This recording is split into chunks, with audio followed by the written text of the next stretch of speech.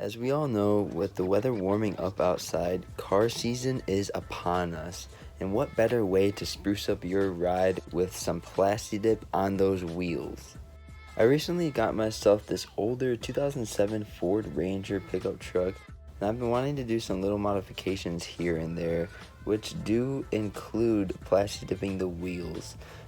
Over the past weekend, I went to my nearest Walmart and picked up a can of some new black Glossy Plasti dip. Yes, I said glossy. If you're all about the Plasti dip like I am, you may or may not have noticed that the Plasti dip line brand of products has recently added a new glossy black finish to their black Plasti dip products.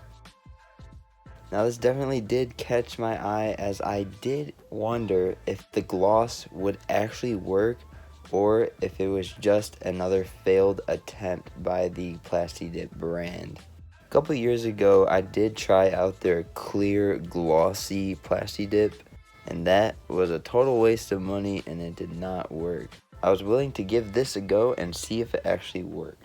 And guess what? Sure enough, it does. The wheels look so good.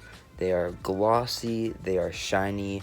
When the sun reflects on them, you can definitely tell that it is not a matte finish. And I'm really surprised that the Plasti dip brand was able to achieve such a great finish look.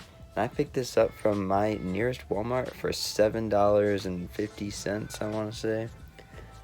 So they have risen the price a couple bucks from the standard $5 price to now $7.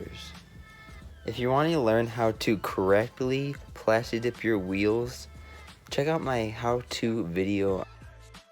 Thank you so much for taking time out of your day to watch this video, and we'll catch you in the next one. Take care.